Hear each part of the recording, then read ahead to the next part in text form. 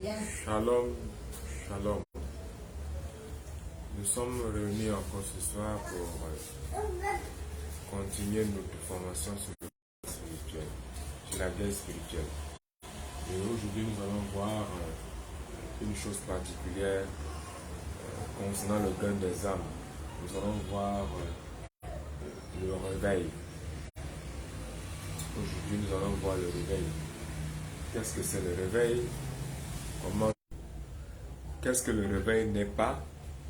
Qu'est-ce qui déclenche le réveil? Et qu'est-ce qui fait obstacle au réveil? D'entrée de jeu, nous devons nous référer au texte de 1 Corinthiens chapitre 3, à partir du verset 6 au verset 7, qui présente là les différents éléments fondamentaux pour qu'il y ait un réveil. Alors, l'apôtre Paul dit, par cette révélation du Saint-Esprit, j'ai planté, Apollos a arrosé, mais Dieu a fait croître. Il dit encore verset 7, Dieu fait croître. Il ressort dans le ce qui faisait ces choses fondamentales en utilisant cette analogie, l'analogie de l'agriculture. Un homme peut se placer et il lance son chant et il se met à prier vraiment le Seigneur Dieu, que le chant soit un chant qui donne une abondante moisson. Toutefois, s'il n'a pas sémé sur son champ, s'il n'a pas défaissé son sang, s'il n'a pas fait décision sur son champ, il n'y aura absolument aucune moisson, bien qu'il ait prié. Donc, de là nous tirons une conséquence première, c'est que le réveil n'est pas la prière.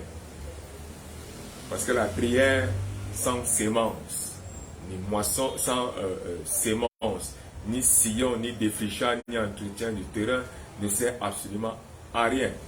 De même, une personne qui peut avoir sémé, défriché, fait le sillon,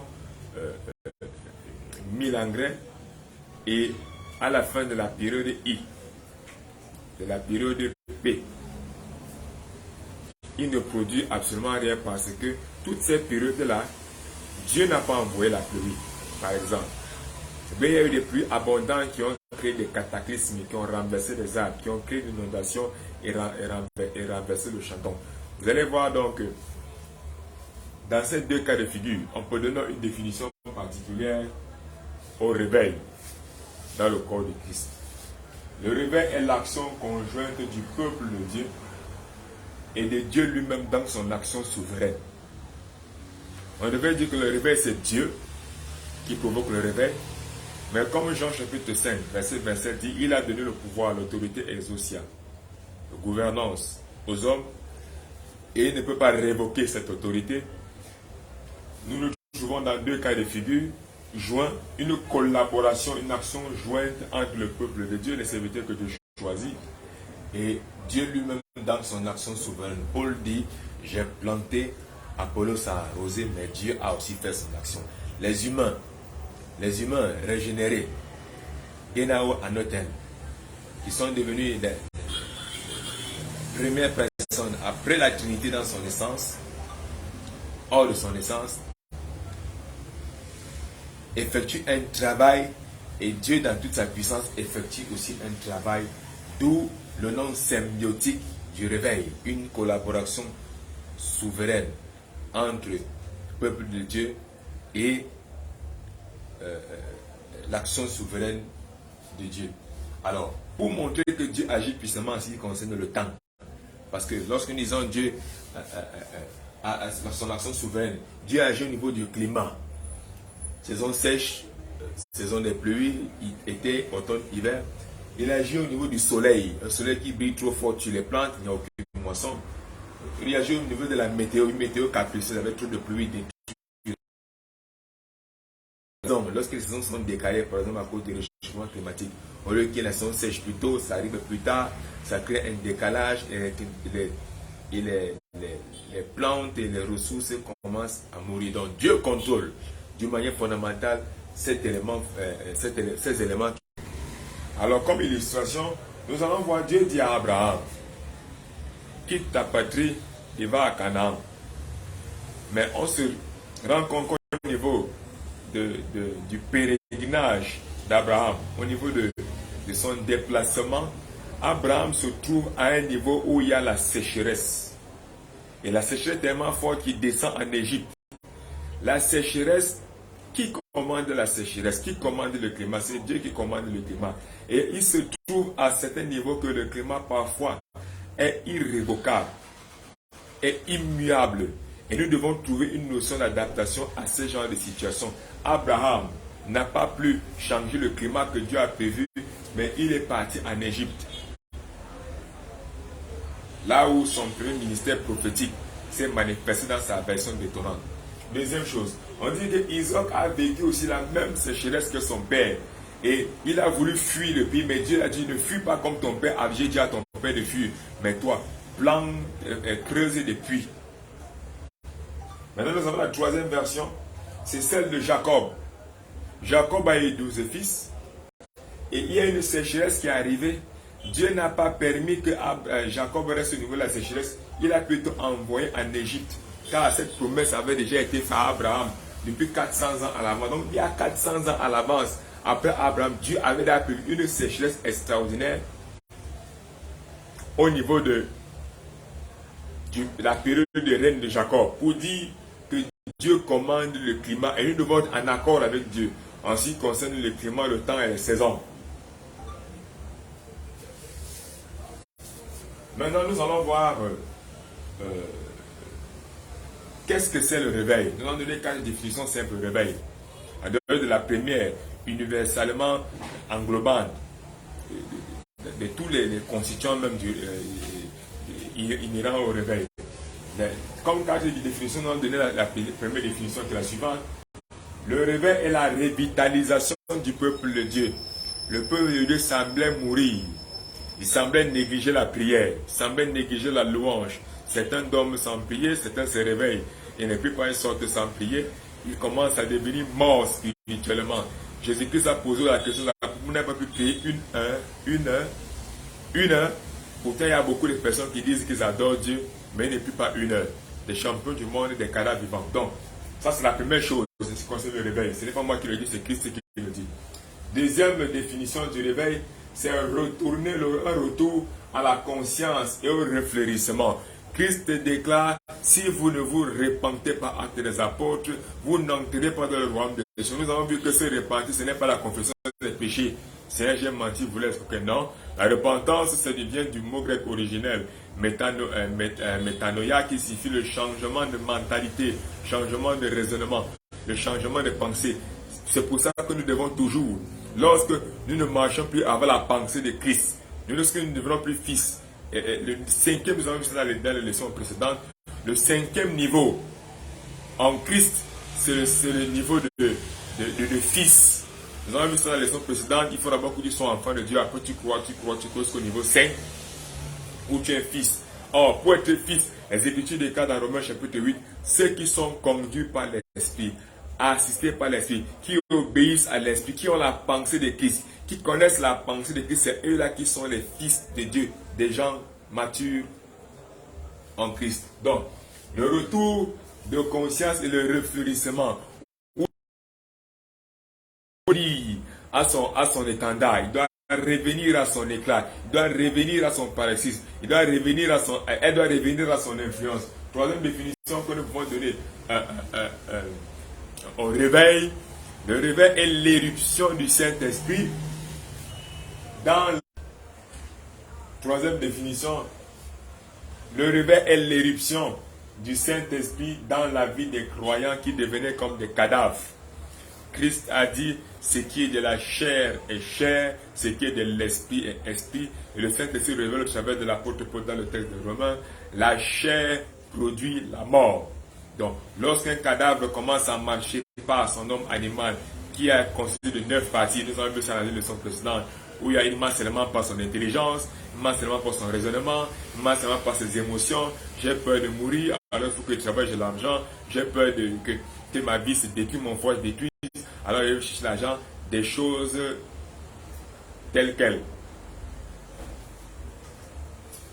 Quatrième définition que nous donnons au réveil, Le réveil est un temps de rafraîchissement. Christ a déclaré dans Jean chapitre 7, à partir du verset 37, verset 37, 38, il dit celui qui venait boire gratuitement. Dans Isaïe, on dit que c'était venez boire, c'est gratuit. Et Christ dit, celui qui viendra boire et qui croit en moi, des fleuves d'eau vive couleront de son. Il y a une eau fraîche qui va sortir de son sein, une onction fraîche qui sortira de son sein. À cause de quoi? À cause du réveil. Les Écritures déclarent dans le texte d'Actes des Apôtres chapitre 11 que lorsque l'apôtre Pierre s'est mis à parler, une onction fraîche est descendue sur l'apôtre, sur Corneille, et il a été rempli de cet esprit, il s'est mis à parler en langue. Alors, de là nous tombons sur une chose fondamentale, les signes qui appellent au réveil. Quand est-ce que, en titre introductif, nous devons déjà penser à ce que dans notre congrégation, dans notre paroisse, dans notre église, dans notre quartier, il doit y avoir ce qu'on appelle le réveil, ou dans notre famille. Première chose, c'est la suivante. Quand l'église est tombée dans le déclin spirituel, certaines choses ne se font plus par l'esprit, certaines choses ne se font par la religion, certaines choses ne se font par la routine. Je prie Dieu par routine, je cherche plus la pensée de Christ, je chante Dieu par routine, par réflexe, je ne cherche plus la grâce de l'esprit, l'orientation de l'esprit, je cherche plus la direction divine, je cherche plus la vision céleste pendant que je suis en train de louer ou d'adorer Dieu. Les Écritures déclarent pendant qu'il déclare Saint, Saint, Saint, et le Saint de l'univers, le ciel et la terre sont remplis de sa gloire, les 24, il y a quelque chose qui se produit après ça, il se prosterne. Alors, autre chose, dans l'église, il y a l'équipement. Dans la congrégation, il y a l'équipement. Mais il n'y a pas d'évangélisation. Une personne qui n'évangélise pas est une personne qui est déjà un cadavre ambulant. Une personne qui n'évangélise pas est une personne qui est un cadavre ambulant. Les Écritures déclarent dans le texte de Luc chapitre 22 à partir du verset 32, apôtre Pierre, lorsque tu seras converti, tu affermiras les autres. Lorsque nous ne pensons plus à affermir les autres, lorsque nous ne pensons plus à passer le fanion, lorsque nous ne pensons plus à passer le manteau de l'onction divine à ce peuple qui est en train de mourir, lorsque nous ne cherchons plus à chasser les puissances des ténèbres, nous devenons leurs amis, nous entrons en cohabitation. Les Écritures déclarent que nous sommes en train de mourir spirituellement, il faudrait qu'il y ait déjà un réveil. Deuxième caractéristique, c'est que dans la congrégation, dans le corps de Christ, il y a l'agitation. Alléluia, alléluia, alléluia, amen, vraiment gloire à Dieu. Mais il n'y a pas de création. Ça veut dire qu'on ne met pas sur pied une organisation spectaculaire pour le gain des âmes. On ne met pas une structure particulière pour le gain des âmes. L'église, le corps de Christ est fait pour une seule chose, c'est le gain des âmes. Rien d'autre. L'église, le siège des énergies divines est fait pour une seule chose, le gain des âmes. Souvenez-vous de la promesse que Christ a déclarée dans Genèse chapitre 1, verset 26. Faisons l'homme à notre image, à notre ressemblance, qui domine sur toute la terre. Partout. Troisième chose fondamentale. Troisième signe qui prouve que le réveil, il est dans deux dimensions. Et dans la dimension interne et la dimension externe. Nous allons voir ça dans l'évangélisation, parce qu'il y a l'évangélisation interne dans la paroisse, l'évangélisation externe en largeur et en longueur. Donc, il faudrait qu'il y ait une action lorsqu'il n'y a plus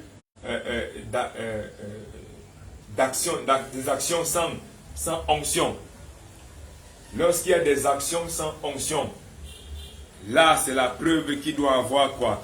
Qu'il doit avoir un réveil dans cette église, dans cette congrégation, dans la vie de cette personne. Je disais tantôt que le réveil est interne et il est externe. Interne parce que je prends conscience qu'il y a quelque chose qui ne va pas. Mais pour prendre conscience, il faut que je quitte d'enfant pour le niveau de disciple. Avec les connaissances que j'ai, en tant que disciple, poser les barres de fondements qui vont me servir de barrissade et de repère lorsque je serai perdu. Lorsque j'ai ces différentes fondations, à savoir qu'est-ce que c'est la foi, qu'est-ce que c'est la parole, qu'est-ce que c'est la louange, qu'est-ce que c'est l'adoration, qu'est-ce que c'est la prière, qu'est-ce que c'est Christ, qu'est-ce que c'est le Saint-Esprit, qu'est-ce que c'est le baptême, qu'est-ce que c'est le baptême du Saint-Esprit, qu'est-ce que c'est l'intendance chrétienne, qu'est-ce que c'est la dîme, qu'est-ce que c'est les offrandes. Lorsque j'ai ces différents enseignements et que à un certain niveau, je n'arrive plus à les mettre en pratique parce que la foi est imbriquée à la pratique. Je n'arrive plus à les mettre en pratique. Je sens fondamentalement dans mon intérieur un réveil intérieur que j'ai besoin de réveil. Alors, il y a des actions dans l'église, mais ces actions se font sans onction. Des prières sans onction, sans direction divine. Des louanges sans onction, sans direction divine. Des organisations sans onction, sans direction divine. Ça se fait par ce qu'on appelle le leadership directif. C'est-à-dire qu'on donne les ordres. Vous êtes obligé de faire. On donne les ordres. Ça se fait aussi par ce qu'on appelle la manipulation au lieu de la mobilisation. Lorsque je mobilise quelqu'un, je l'engage par le leadership christocratique, de la manière comme Christ utilisait pour engager les apôtres à gagner les âmes. Je n'utilise pas la manipulation, pas les sentiments. Tu ne veux pas se mettre chasser, tu ne veux pas se mettre donner l'argent, tu ne seras pas payé. Des choses pareilles. Ce sont des tactiques très aiguës. Et quatrième chose fondamentale, c'est que dans l'église, il y a des cliquetis, mais il n'y a pas de réveil. Parfois, une personne à une église, une seule personne est délivrée sur 360 jours, 360 prédications par an. Fait un témoignage.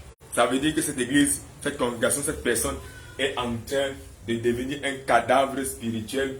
Ils ont besoin de réveil. Cinquième chose que nous allons voir pour aujourd'hui, c'est cinquième signe qui atteste que ce lieu où cette personne a besoin de réveil, c'est le dogmatisme. C'est comme j'ai dit. C'est comme le Seigneur a dit alors que le Seigneur n'a rien dit. Le Seigneur a dit alors que le Seigneur n'a rien dit. Le dogmatisme. Lorsqu'il y a trop de dogmatisme dans l'église, dans la congrégation, c'est que c'est une bande de cadavres. Ils ont besoin de réveil. Le dogmatisme, mais il n'y a pas de dynamisme pour Dieu. C'est comme j'ai dit, mais personne ne se met en mouvance pour le gain des âmes. Personne ne se met en dehors. Personne ne se met en mouvement pour le gain des âmes. Et l'évangélisation s'achève lorsque la personne est venue s'installer à l'église et qu'elle aussi elle commence à gagner les âmes. C'est là où l'évangélisation de la dite personne est terminée. Si on a seulement dit Jésus c'est une fois et que personne n'est venu, mon ami, l'évangélisation est terminée, c'est un travail à moitié fait, c'est un travail mal fait. Alors ce soir, nous allons prier pour toutes les personnes qui ont besoin de réveil. Toutes les personnes qui veulent savoir ce que c'est le réveil.